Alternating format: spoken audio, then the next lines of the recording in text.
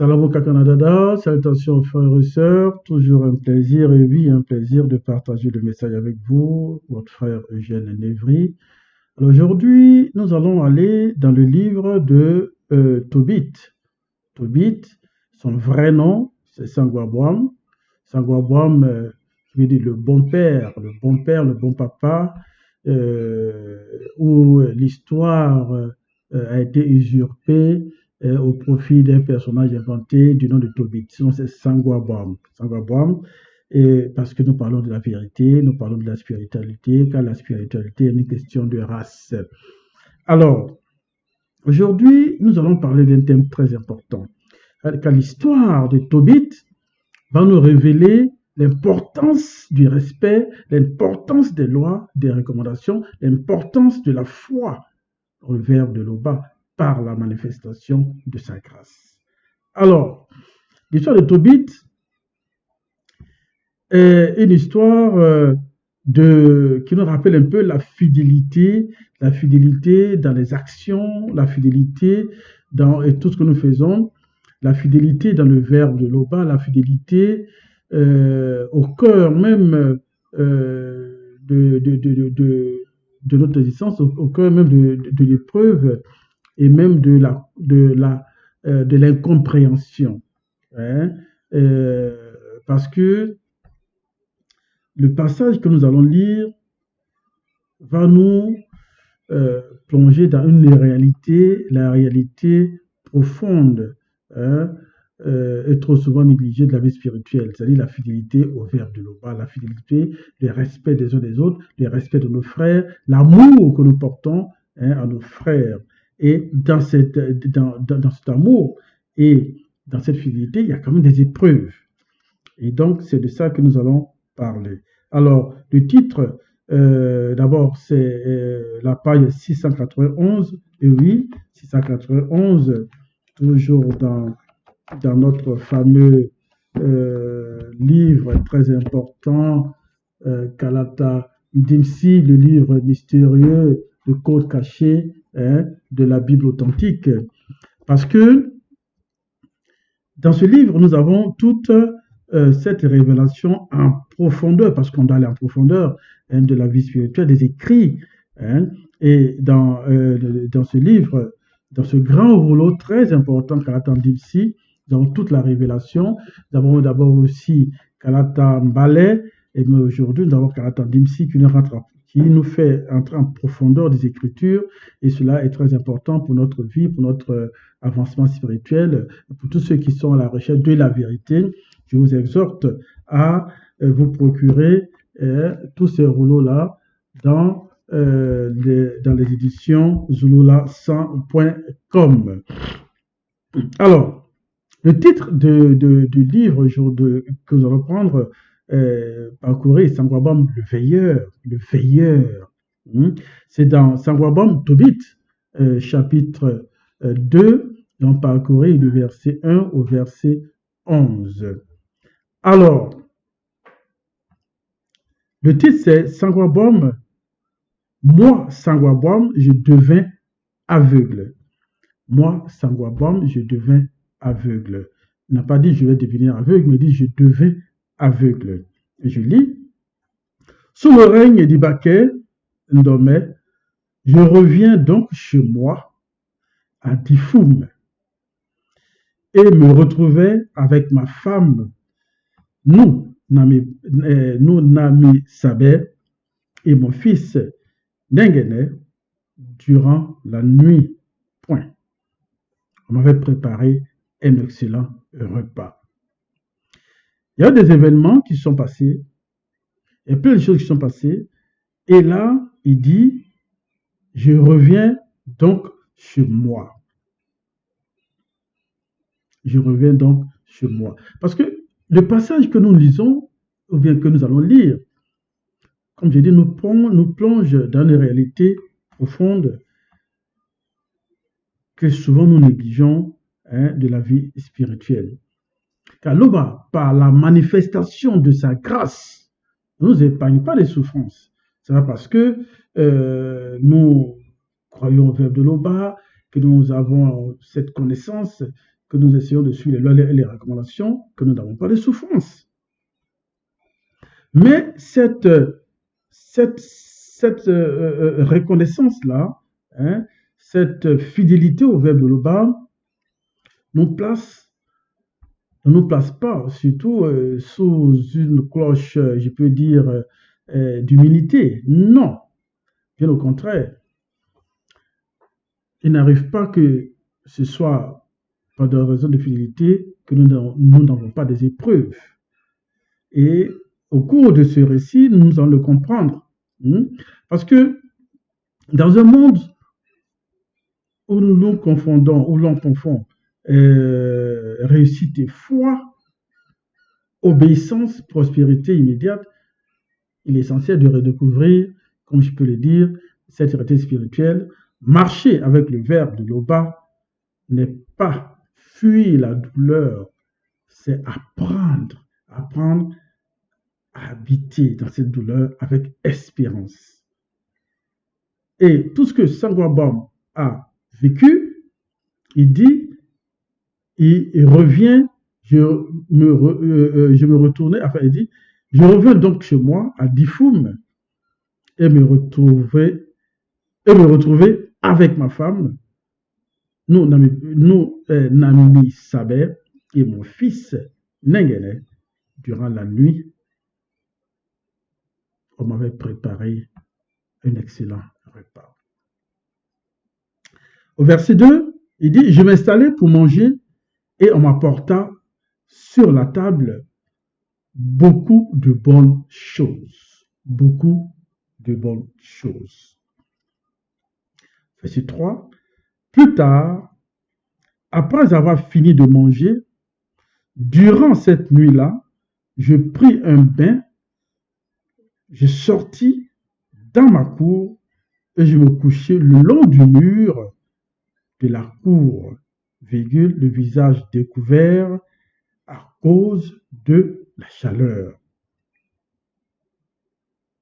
Donc, Saint-Gobain ne fait que relater les faits et fait que dire certaines choses, ce qu'il a vécu. Il raconte son histoire. Nous parcourons, après nous allons essayer de traduire, disons, d'avoir de la compréhension dans tout ce qui s'est passé. Au verset 4, il dit, je ne savais pas que les moineaux logeaient dans le trou d'un mur, non, dans le trou du mur au-dessus de moi. Leurs fientes, toutes choses, me tombèrent dans les yeux à cause d'une porte d'entrée et y provoquèrent des taches blanches. J'allais voir aussitôt des médecins pour me faire soigner, mais plus ils m'appliquaient de remèdes, plus les taches blanches m'aveuglaient et je finis par perdre complètement la vue. Je suis resté aveugle durant 40 jours. Je suis resté aveugle pendant 40 jours. Verset 5.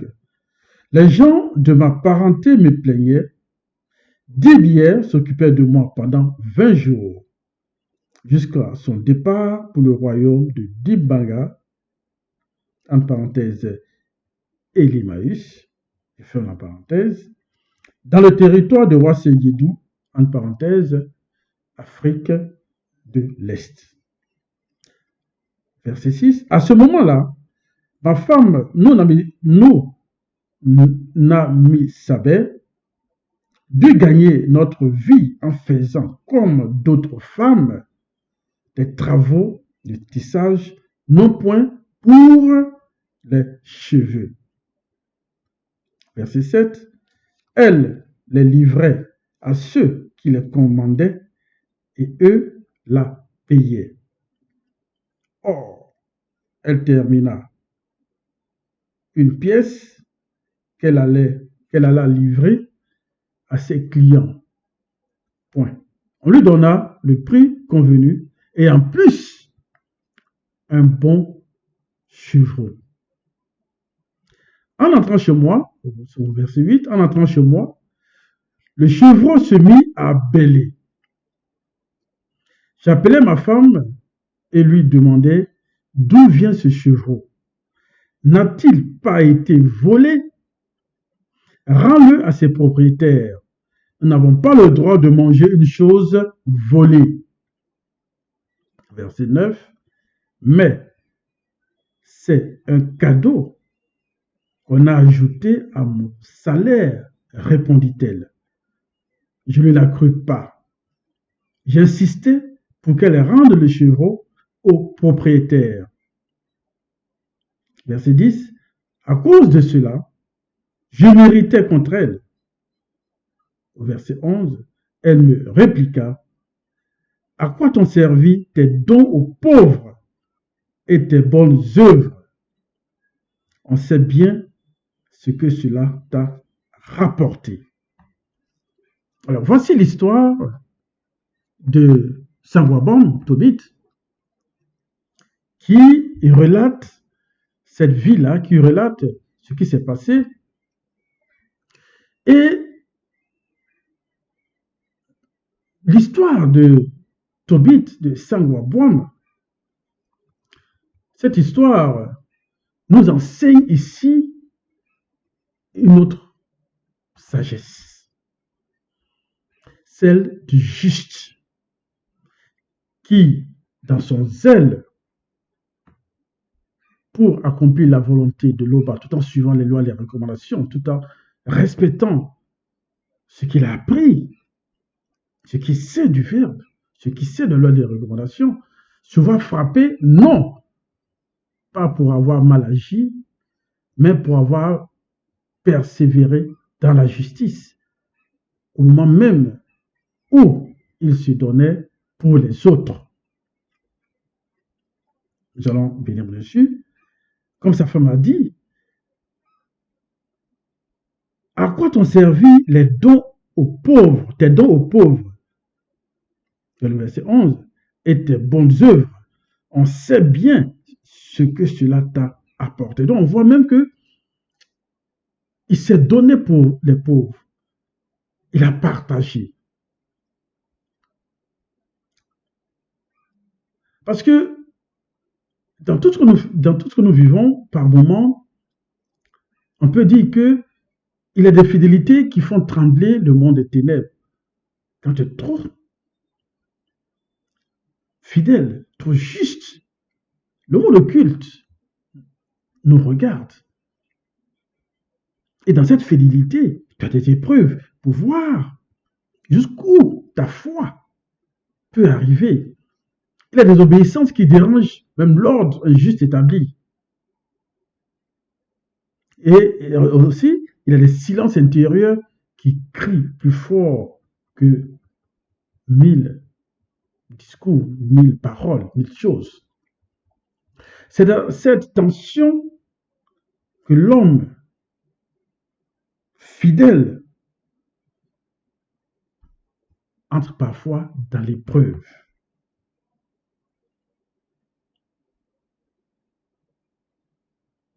Alors, ces épreuves, ce n'est pas, je peux dire, une punition, mais comme un affinage, comme une étape vers une révélation plus profonde du Verbe de l'Oba. Dans toute chose, quand on vit des épreuves difficiles, il faut se remettre au Verbe de l'Oba. Il faut avoir cette foi-là. On peut dire que Tobit était, ou bien Sangoabon était un homme juste, un homme pieux, attentif à la loi du Verbe de l'Oba. Son respect et son amour pour son prochain l'a contraint même en exil. Nous allons lire dans ce passage aussi, dessus, il partageait son pain avec les pauvres, il accomplissait les œuvres de miséricorde, mais c'est précisément cet élan de juste que le malheur frappa. On va aller dans le verset, dans le chapitre 1, au verset 15. Il dit, moi, j'emportais leur corps le corps des Noirs en cachette et je les enterrai. Sangwa maudit, le roi sorcier non initié du premier ordre, les faisait chercher, mais on ne les trouvait pas. Si on remonte encore au verset 11, il dit, je donnais mon pain à ceux connus qui avaient faim et des vêtements à ceux connus qui étaient nus. Si je voyais le cadavre d'un de mes compatriotes en pente noire, j'étais derrière le rempart du Dufoum, je l'enterrais. Je continue jusqu'au verset 16 pour montrer pourquoi est-ce que tout cela, cet amour l'a conduit dans ces problèmes, et même l'a conduit en exil.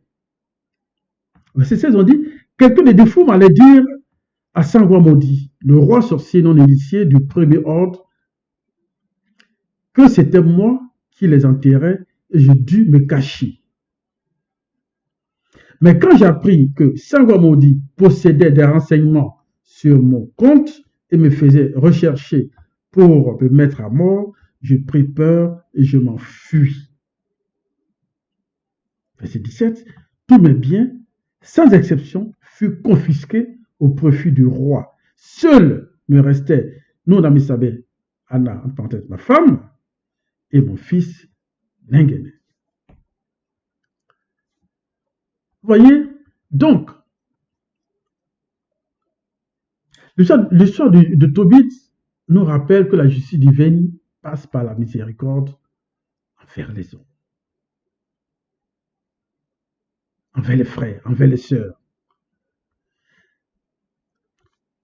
Quand on lit même l'histoire de Tobit, de Sangwa Bom, je peux faire une ouverture, une parenthèse pour dire, même à cette époque où nous vivons, où l'individualisme triomphe, avec toutes les méchancetés, les corruptions, sommes-nous capables de vivre une fois tournés vers l'autre? Une fois qu'il va chercher ceux qui sont oubliés, une fois qu'il invite à table ceux qui sont rejetés. C'est ce que Tobit a vécu. Parce que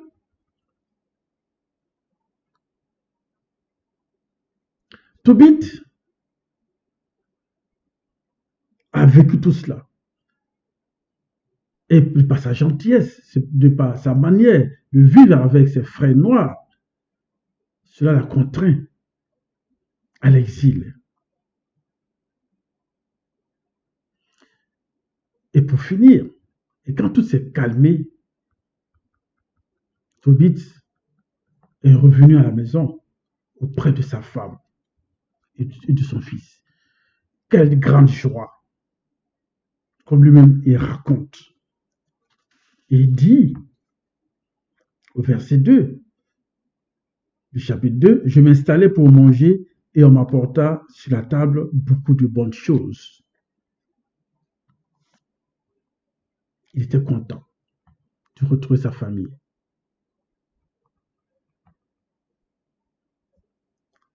Mais dans tout cela, quand il a fini de manger, il allait se reposer. Et par ces circonstances, par une porte ouverte, il devient aveugle. Non pas à cause du péché, mais à cause d'une porte, d'un événement tragique. Des fientes d'oiseaux tombèrent dans ses yeux. Quel mystère! Qu'est-ce qui s'est passé?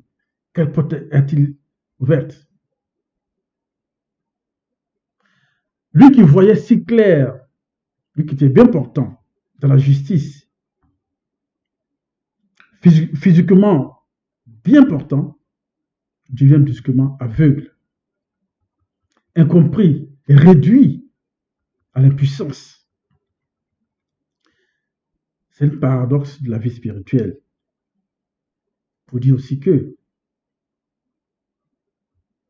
dans cette souffrance-là, c'est clair, il priait. Mais il a bien fait, comme il a dit,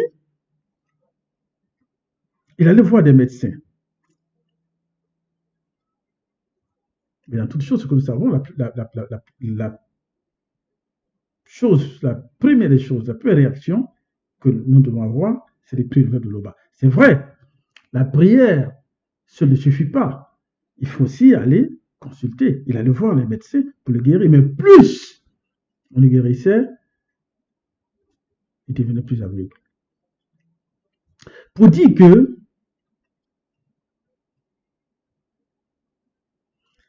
dans tout ce que nous vivons, quelle que soit la fidélité que nous avons, la foi que nous avons, nous traversons toujours des épreuves.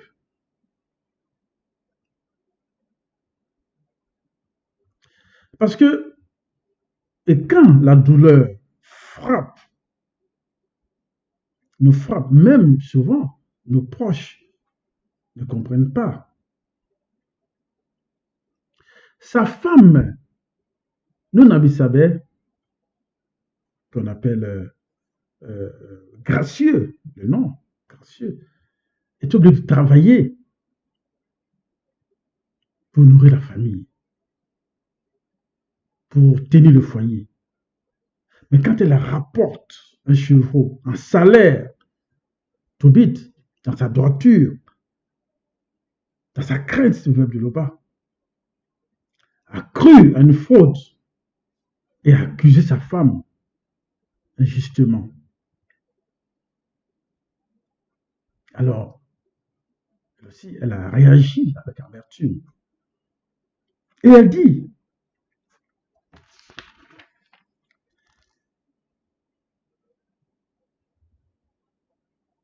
à quoi t'ont servi tes dons aux pauvres?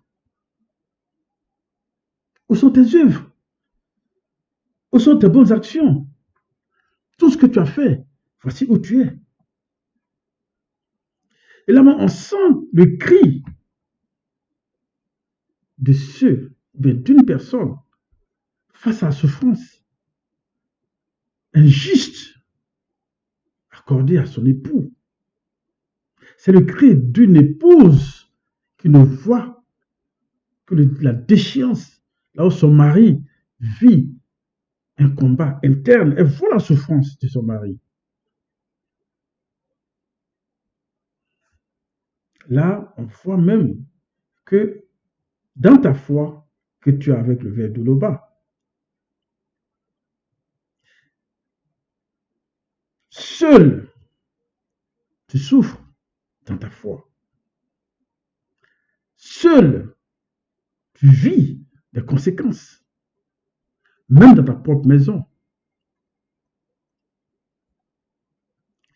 Et ce sont des choses que souvent nous pouvons vivre dans l'entourage.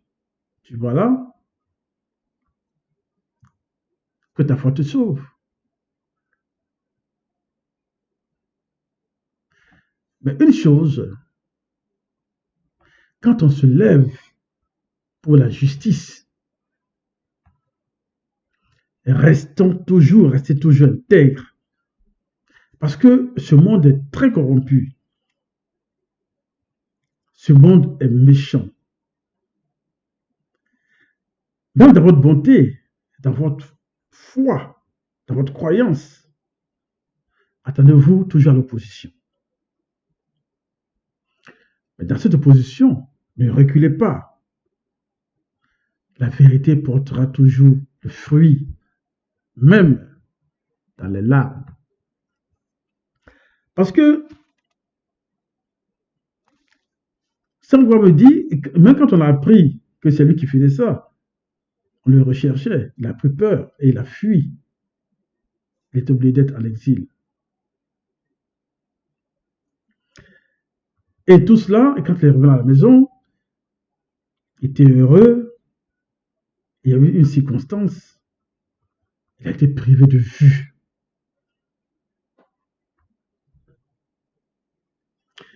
Il était carrément troublé. Mais il comprendra plus tard, parce qu'il a prié dans le chapitre qui suit, que l'Oba, par la manifestation de son verbe, est en train d'éduquer son cœur à une confiance plus grande, à une humilité plus profonde. Car même dans l'injustice, le Verbe ne nous abandonne pas. Le Verbe ne nous abandonne pas. Le Verbe est toujours présent. Même dans la grande foi, il y a la moquerie, mais il y a la compréhension, mais il reste toujours fidèle au Verbe de Loba. Alors, toi qui marches dans l'intégrité, mais qui est frappé par l'épreuve, tiens bon. Toi qui vis l'injustice, alors que tu te forces à plaire au Verbe de Loba, à faire du bien autour de toi, et que tu vis cette injustice, n'abandonne pas. Toi-même qui es incompris, même dans ta maison, ne compromets pas ta foi. Le Verbe de Loba te voit. Le Verbe de Loba comprend ta souffrance. Le Verbe de Loba est au contrôle. Sachant qu'il y a toujours un mystère dans la fidélité. Mais c'est dans l'obscurité que cette fidélité brille. Comme Tobit, comme Sanwabam. Ne laisse pas ton aveuglement s'éloigner de la lumière du Verbe de Loba, de cette vérité.